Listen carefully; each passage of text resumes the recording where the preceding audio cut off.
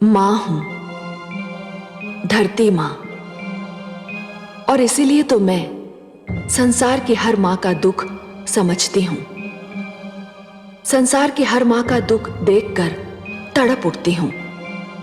मैं जानती हूं कि चोट पुत्र को लगती है, मगर पीड़ा मां को होती है।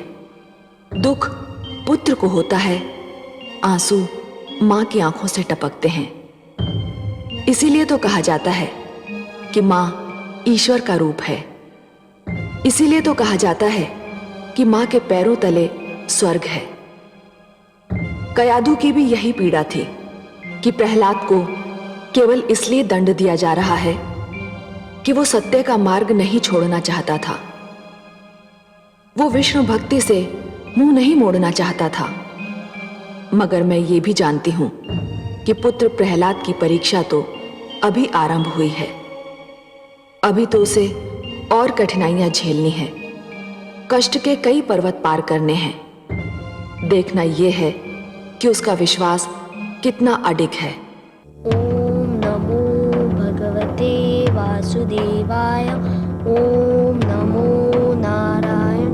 ओम नमो भगवते वासुदेवाय। ओम नमो नारायण। ओम नमो भगवते वासुदेवाय।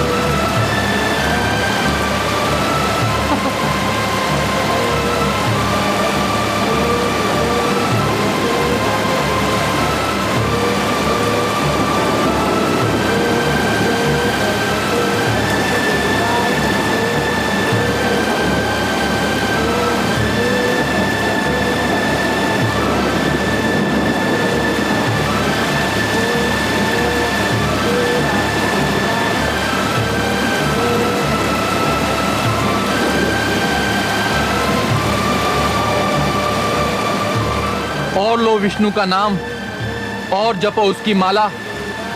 अरे छोटे से छोकरे, तेरी माता ने तुझे तेरे पिता के प्रकोप से तो बचा लिया, पर मेरे प्रकोप से तुझे कौन बचाएगा?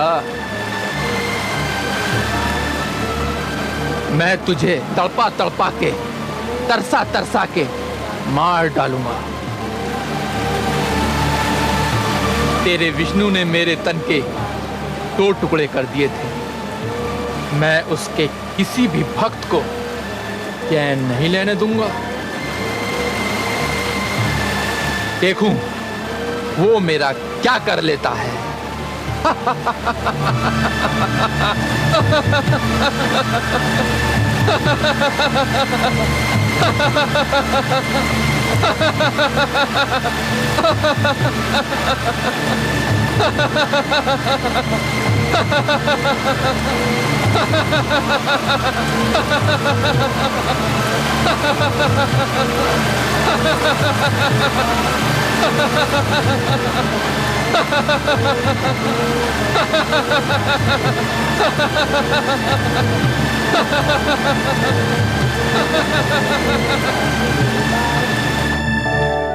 देखा आपने कमल नयन, स्वर भानु आपकी शक्ति को ललकार रहा है।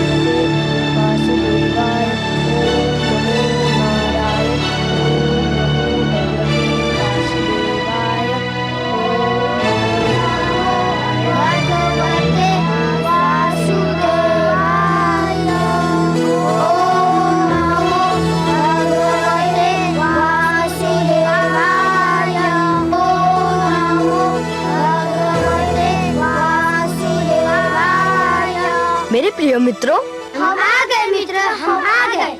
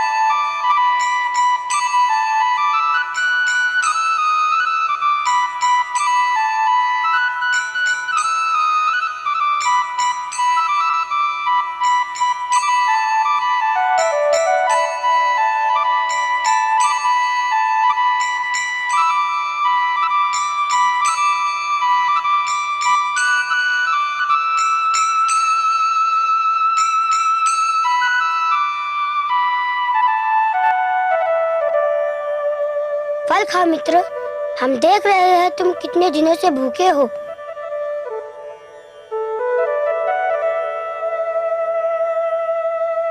रुक क्यों गए, खाओ ना। नहीं मित्र, मैं ना खा सकूंगा। क्यों? मैं जानता हूँ कि मेरे राजभवन छोड़ने के उपरांत मेरे माता ने भी आज तक भोजन को हाथ न लगाया होगा।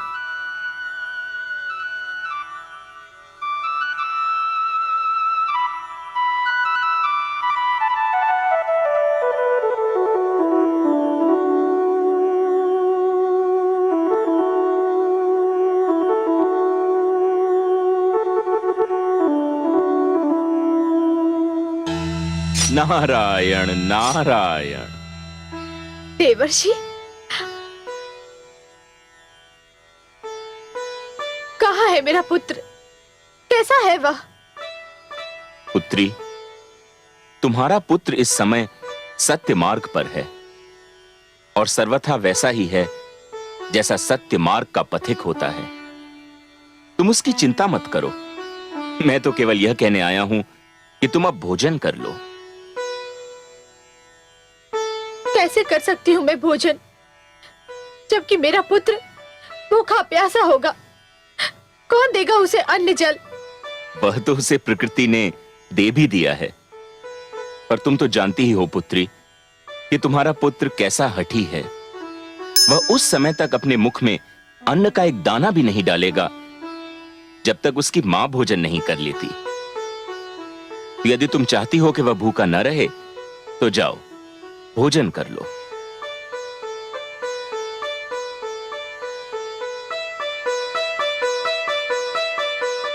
आयुष्मान भव। नारायण नारायण।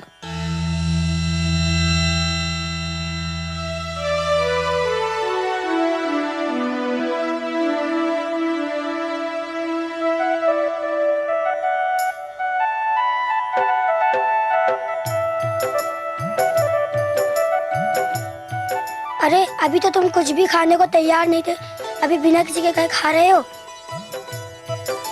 क्योंकि मेरी माता भी भोजन कर रही है। तुम्हें कैसे पता चला?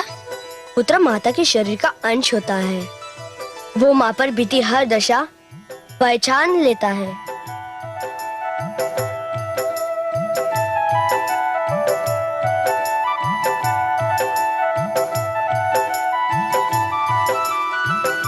धन्यवाद मित्रों, तुमने आकर बहुत उपकार किया।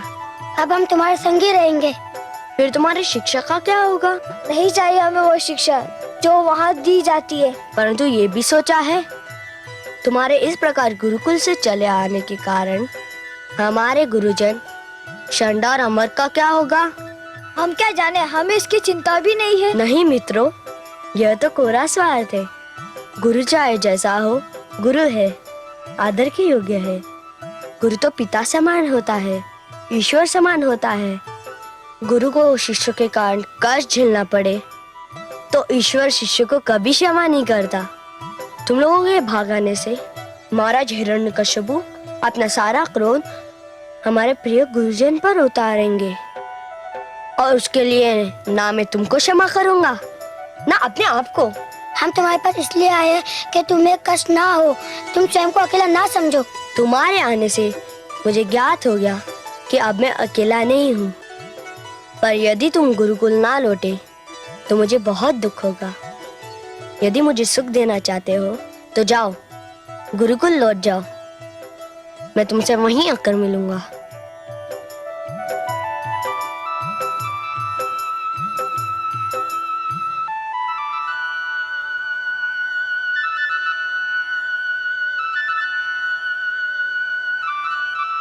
दुआई है भगवान, दुआई है, दुआई है भगवान, दुआई है, दुआई है भगवान, दुआई है, दुआई है भगवान, दुआई है, दुआई है भगवान, दुआई है।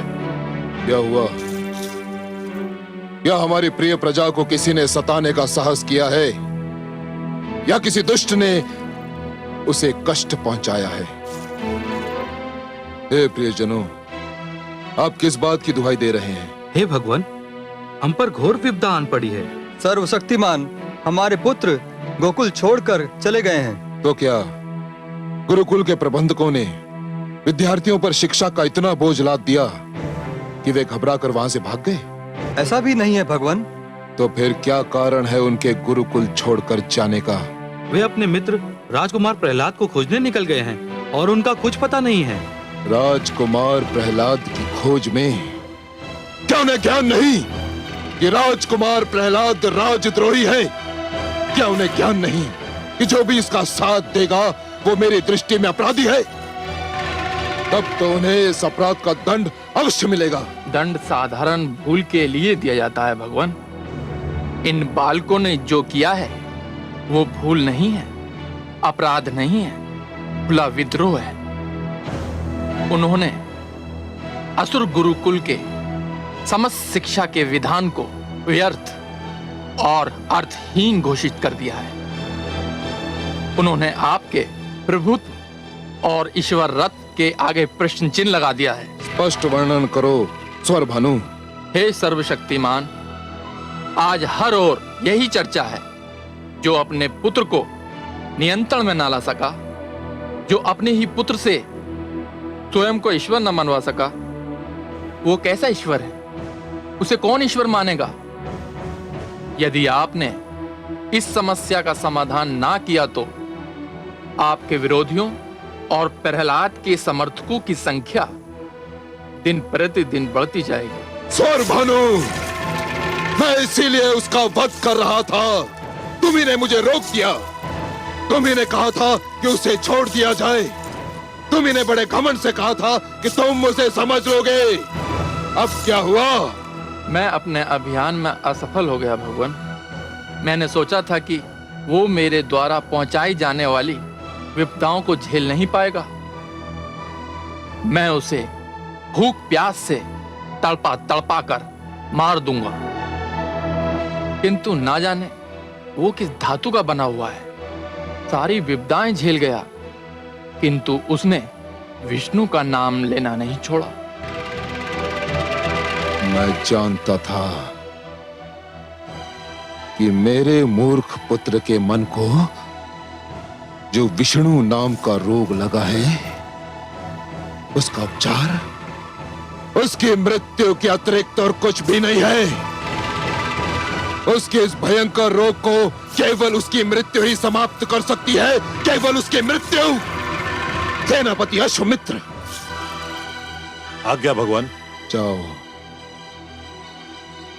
और मेरे मूर्ख पुत्र को ढूंढकर उसे एक बार फिर मेरा आदेश दो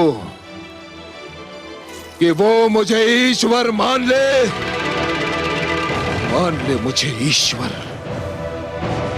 और यदि इस बार भी वो ना माने तो उसे रस्सियों से बांधकर किसी ऊंचे पर्वत के शिखर पर ले जाओ और उसे वहां से इतने बलपूर्वक नीचे फेंको कि उसकी हड्डियां चूर चूर हो जाएं। जाओ। आपकी आज्ञा का पालन होगा, किंतु हे सर्वशक्तिमान, मुझे कुछ पता नहीं कि राजकुमार प्रहलाद कहां होंगे, कहां मिलेंगे। मैं उन्हें ढूंढूं तो कहां ढूंढूं? मैं जानता हूं कि वो कहां है। सेनापति, मेरे साथ आओ, मैं तुम्हारा मार्गदर्शन करूंगा।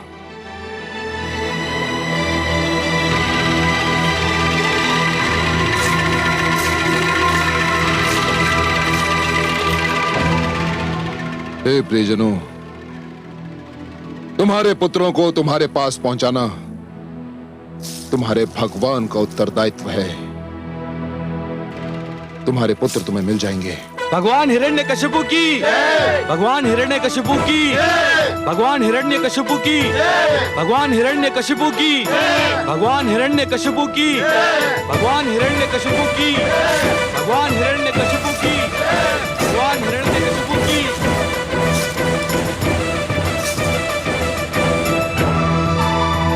महारानी जी, महारानी जी, महारानी जी, बड़ा अनर्थ हो गया। क्या हुआ? राजकुमार प्रहलाद के लिए मृत्युदंड की घोषणा कर दी गई है। क्या? महारानी जी, भगवान हिरण्यकशिपु ने आदेश दिया है कि राजकुमार को बांधकर पर्वत की चोटी से नीचे फेंक दिया जाए। हाय मेरा पुत्र! और सेनापति भगवान की आज्ञा का पालन करने के लिए इसी समय प्रस्थान कर रहे हैं। नहीं, नहीं!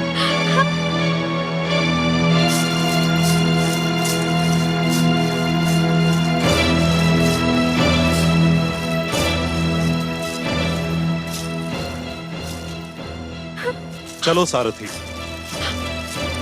ठहर जाओ, तुम लोग मेरे पुत्र का वध नहीं कर सकते। हम विवश हैं महारानी, हमें अपने भगवान की आज्ञा का पालन करना ही होगा। आप हट जाइए। नहीं हटूंगी। तुम्हारा ये रथ मेरे शरीर को कुचल कर यहाँ से आगे बढ़ सकता है। हट जाइए, हट जाइए, हट जाइए। अश्वमित्र के मार्ग से हट जाइए महारानी। नहीं महाराज, मेरे पुत्र पर दया कीजिए, उसे क्षमा कर दीजिए। उसे आपने अपने राजमहल से तो निकाल ही दिया है, आप उसे अपनी दीनहीन दशा पर छोड़ दीजिए महाराज, उसे क्षमा कर दीजिए। नहीं, कदापि नहीं महारानी। उसे छोड़ना अपने ईश्वरत से हाथ धोना होगा। नहीं। आप हट जाएं। नहीं। महारानी को राजभवन ले जाओ। नहीं महाराज, मेरे पुत्र को क्षमा कर दीजिए। नहीं महाराज, क्षमा कर दीजिए उसे, क्षमा कर दीजिए। अश्वमित्र, आज्ञा का पालन हो। जो आज्ञा भगवान। चलो सारथी।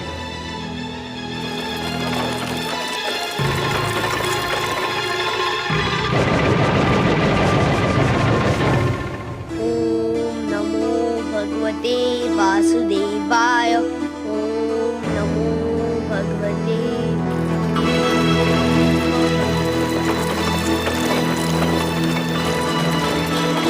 ओम नमो भगवते वासुदेवाय। ओम नमो भगवते वासुदेवाय।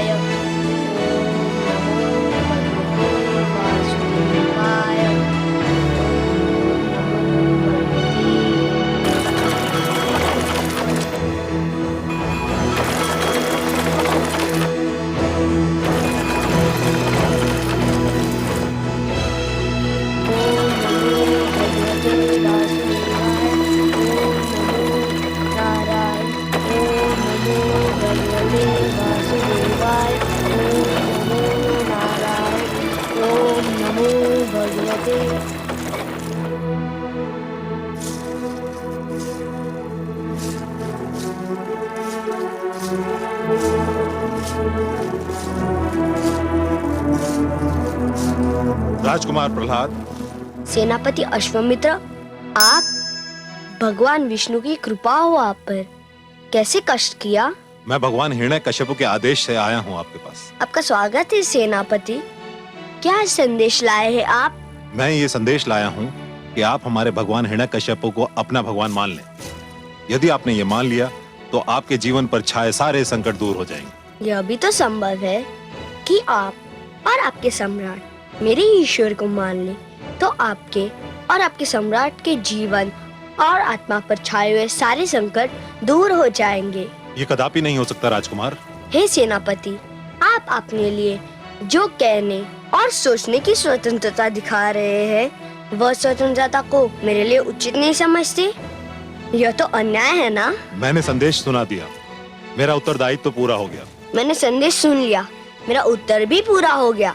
भगवान हिरण्यकश्यप का ये आदेश है कि यदि आप उन्हें ईश्वर नहीं मानते तो आपको रस्सियों से बांधकर पर्वत की ऊंचाई से फेंक दिया जाए। तो फिर आप प्रतीक्षा क्यों कर रहे हैं? अपने भगवान के आदेश का पालन कीजिए। सैनिकों, राजकुमार को रस्सियों से जकड़ दो। ओम नमो भगवते वासुदेवाय। ओम नमो भगवते वासुदेवाय। ओम नमो भगवते वासुदेवाय। ओम नमो भगवते वासुदेवाय। ले चलो इन्हें। ओम नमो भगवते वासुदेवाय। हे कमल नयन, ये कैसा अनर्थ हो रहा है? एक नन्हे से बालक को मृत्यु दंड। दुष्ट हिरण्यकश्यपु ने पुत्र प्रहलाद को पर्वत से नीचे फेंक देने का आदेश दिया है और धूर्त सेनापति अश्वमित्र उस आदेश का पालन करने जा रहा है। हाँ महादेवी, मूर्ख हिरण्यकश्यपु ने जब से स्वयं को ईश्वर घोषित किया है, समझने लगा है कि प्राणियों का जीवन और मरण उसी के हाथ में है। किंतु हे दया सिंधु, यदि मेरे पुत्र को पर्वत से सचमुच नीचे फेंक दिया तो उसका कोमल तन चूर चूर हो जाएगा। नहीं प्रिय, यदि जीने की इच्छा प्रबल हो तो जीवन के निकट जाते मृत्यु के पांव भी डगमगाने लगते हैं। परंतु हे दया सागर, अश्वमित्र के पंजे से उसे कौन छुड़ाएगा? उसका जीवन कौन बचाएगा? उसका विश्वास महादेवी, उसका दृढ़ विश्वास। जिस प्रकार सूर्य के रहते रात्रि का साहस नहीं कि वो दिन के निकट भी जाए, उसी प्रकार आपके पुत्र प्रहलाद के दृढ़ विश्वास के रहते किसी विपदा का यह साहस नहीं कि वो उसे छू भी सके। उसका यही दृढ़ विश्वास उसके जीवन की रक्षा करेगा। उसे पर्वत तो क्या, आकाश की ऊंचाई से भी नीचे फेंका जाए तब भी उसका बाल भी बांका नहीं होगा। यही आपके प्रश्न का उत्तर है महादेवी, और यही मेरा आपको वचन है।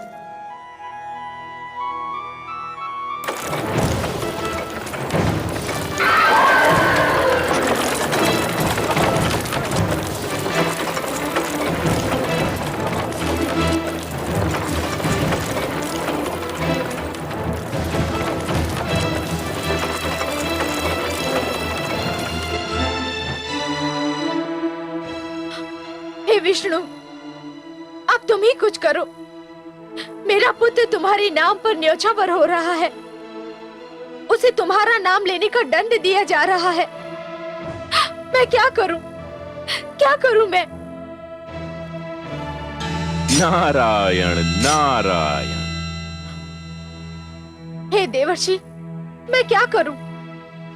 मेरे लक्ष्मीपति को पुकारो, उनसे सहायता मांगो। मैं कहां जाकर उन्हें पुकारूं? मेरे स्वामी ने तो उनके सारे मंदिर ध्वस्त कर दिए हैं। मैं कहां जाकर विष्णु से अपने पुत्र का जीवन बचाने की मांग करूं? पुत्री, मेरे लक्ष्मी नारायण को पुकारने के लिए किसी मंदिर में जाने की आवश्यकता नहीं है।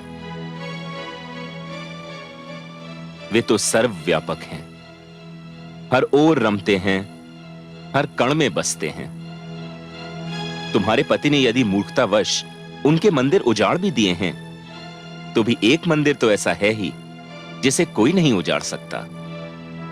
कहां है वह मंदिर देवर्षि? तुम्हारे मन में पुत्री। मन का मंदिर तो मेरे नारायण का सबसे प्रिय बसेरा है। उन्हें यही मंदिर प्रिय है।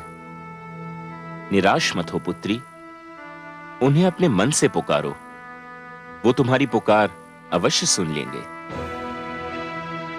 नारायण नारायण। हे लक्ष्मीपति, हे दया निधान, हे कृपा सागर, मेरे पुत्र अपने भक्त प्रहलाद की रक्षा करो।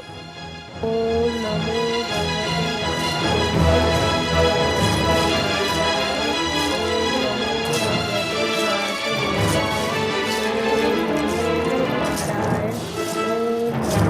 भगवते वासुदेवाय।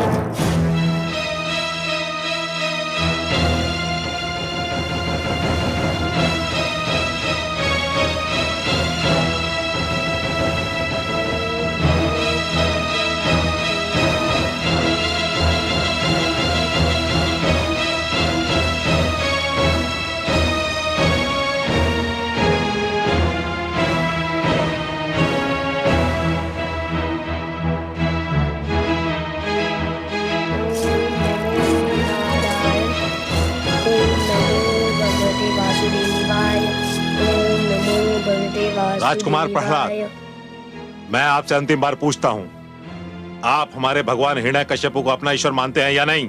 हे सेनापति अश्वमित्र, मैं तुम्हारे इस प्रश्न का उत्तर एक बार नहीं अनेकों बार दे चुका हूँ और फिर देता हूँ। नहीं, एक बार नहीं, सहस्र बार देता हूँ। नहीं नहीं नहीं। सैनिकों, ओम नमो भगवते नीचे फेंक दिया जाए इसे।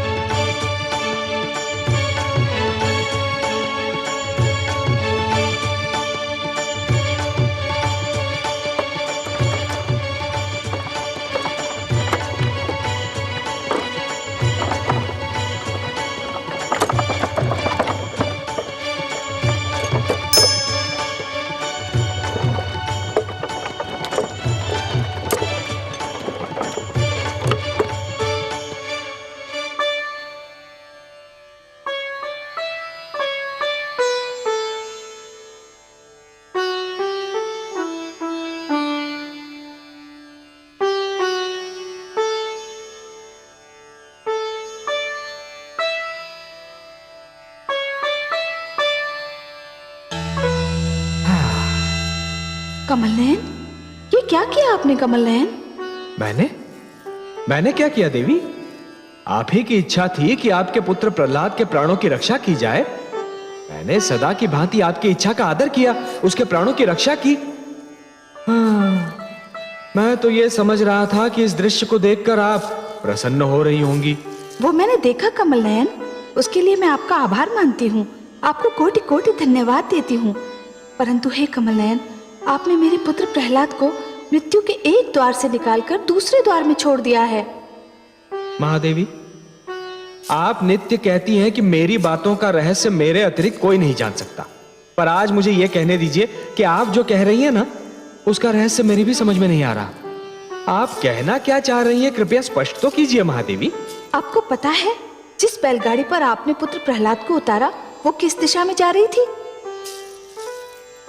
हर यात्रा की कोई ना कोई दिशा अवश्य होती है महादेवी, पर हाँ, मैंने उस गाड़ीवान से यह नहीं पूछा कि वो कहां जा रहा था। मेरा विचार था कि वो उचित भी नहीं था। पर महादेवी, इसके लिए तो हम आपसे क्षमा चाहते हैं। आपको पता है वो कहां गया? जानती हूँ कमल नयन, इसीलिए तो मुझे घबराहट हो रही है। क्यों? वो गाड़ीवान एक किसान था और हिरण्यकश्यपु के अन्न भंडार के लिए अनाज ले जा रहा था। अच्छा? हाँ कमल नयन, और यही सोच सोच के मैं घबरा रही हूँ कि अनाज के साथ साथ पुत्र प्रहलाद भी हिरण्यकश्यपु के भंडार पहुंच जाएगा और मेरे पुत्र को जीवित पाकर दुष्ट हिरण्यकश्यपु क्रोधित हो जाएगा। है तो ये बड़ी चिंता की बात महादेवी। पर देवी, मैं तो अपने भक्तों में केवल यात्रा की प्रेरणा जगा देता हूं। उनकी यात्रा का दिशा निर्धारण तो ब्रह्मा ही करते हैं। अब यदि हिरण्यकश्यपु और प्रहलाद के बीच चुंबक और लोहे का संबंध उन्होंने बना दिया हो, तो इसमें मैं क्या कर सकता हूं? जिस प्रकार चुंबक लोहे को आकर्षित किए बिना नहीं रह सकता, और जिस प्रकार लोहा चुंबक के आकर्षण से पीछा नहीं छुड़ा सकता, उसी प्रकार हिरण्यकश्यपु और प्रहलाद भी एक दूसरे से पीछा छुड़ाने में असफल हो रहे हैं। अब इसमें विधाता की क्या योजना है, ये तो वही जाने। पर मैं अपनी चिंता का क्या करूं? मैं भी तो अपनी चिंताओं से पीछा नहीं छुड़ा पा रही। मुझे आपसे अत्यंत सहानुभूति है महादेवी, पर अपने पुत्र प्रेम और ममता के आवेग में आप एक बात को भूली जा रही हैं। मैं क्या भूली जा रही हूँ? वही बात जो मैंने आपसे कही थी। कौन सी बात कमल नयन, मुझे याद तो दिलाइए। मैंने आपसे कहा था ना महादेवी कि एक अच्छी कथा वही होती है जिसमें अचानक ऐसे रोमांचक मोड़ आते हैं जो कथा के श्रोता को भी अचंभे में डाल देते हैं। आप तो बस धीरज धरिए देवी। मैं जानती हूँ कमल नयन, मैं धीरज धरना भी जानती हूँ, पर मैं क्या करूँ, ममता की भावना से विवश हो जाती हूँ। ध्रुव के पश्चात इस पुत्र प्रहलाद ने मेरी ममता की भावना पर संपूर्ण अधिकार कर लिया है। आपकी इसी प्रेम भावना ने तो मुझे भी आपके प्रेम बंधन में जकड़ लिया है देवी।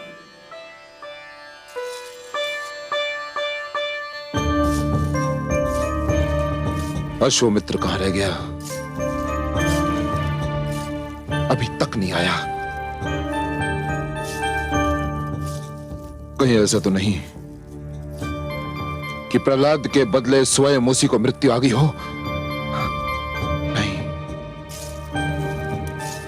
क्या वो भूल गया कि मैंने उसे आदेश दिया था कि प्रहलाद की मृत्यु का समाचार शीघ्र अतिशीघ्र मुझे सुनाए?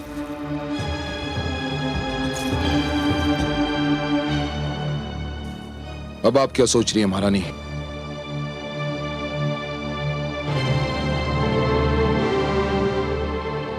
मैं ये सोच रही थी, क्या इतिहास ने आपसे पहले कोई ऐसा पिता देखा होगा जो अपने ही पुत्र की मृत्यु का समाचार सुनने के लिए इतना व्याकुल है? पुत्र कहाँ था वो मेरा?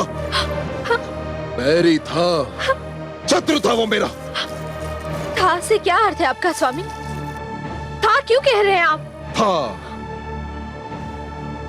था इसलिए कह रहा हूं महारानी कि मुझे पूर्ण विश्वास है कि वो अब तक मृत्यु को प्राप्त हो चुका होगा। नहीं, नहीं, नहीं।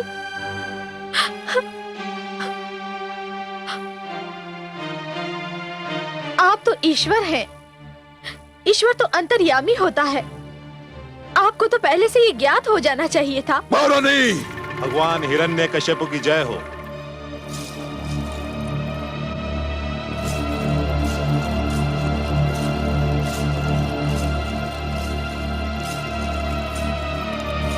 क्या हुआ सेनापति अश्वमित्र? भगवान, मैंने आपके आदेश का पालन कर दिया। शुभ समाचार, अत्यंत शुभ समाचार। मुझे पूरा वृत्तांत सुनाओ। राजकुमार प्रहलाद ने इस बार भी आपको ईश्वर मानने का विरोध किया। फिर तुमने क्या किया? मेरे आदेश पर सैनिकों ने उसे रस्सियों से जकड़ दिया। फिर उसे एक ऊंचे पर्वत की चोटी पर ले गए भगवान। फिर उन्हें उस ऊंचे पर्वत की चोटी से फेंक दिया गया भगवान। सुंदर, अति सुंदर। तो अंततः वो दुष्ट मृत्यु को प्राप्त हुआ? हमारा यही विचार है भगवान। विचार है? अर्थात तुमने उसका मृतक शरीर अपनी आंखों से नहीं देखा? नहीं भगवान। क्यों? जहां से राजकुमार प्रहलाद को हमने फेंका था, वहां से पृथ्वी इतनी दूर थी कि कुछ समय तक तो हमें दिखाई देते रहे, किंतु फिर एक बिंदु के समान दृष्टि से ओझल हो गए। भगवान, हमें विश्वास है कि पृथ्वी तक पहुंचते पहुंचते उनका शरीर चूर चूर हो चुका होगा। हत्यारों, तुम सब हत्यारे हो। तुम सब ने मिलकर मेरे पुत्र की हत्या की है। हत्या की है मेरे पुत्र की। महारानी, आप अपने कक्ष में जाइए। तुम सब ने मेरे पुत्र की हत्या की है। महारानी, आप अपने कक्ष में जाइए। हत्यारे हो तुम। जाइए।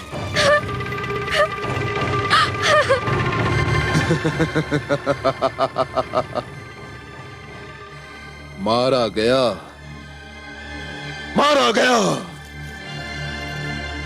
मेरा बैरी और विष्णु का अंतिम भक्त भी मारा गया। अश्वमित्र, सारे राज्य में घोषणा कर दो कि मैंने अपने पुत्र को राजद्रोह के अपराध में मृत्यु दंड दे दिया।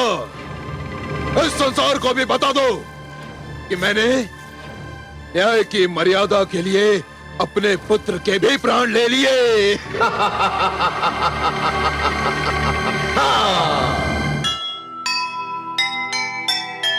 जिसकी रक्षा का लिया खुद भगवन ने भार,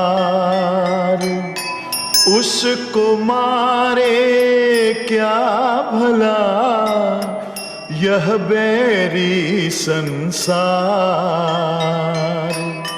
यश अपयश जीवन मरण सब है उसके हाथ। जो ईश्वर का भक्त है ईश्वर उसके साथ, ईश्वर उसके साथ।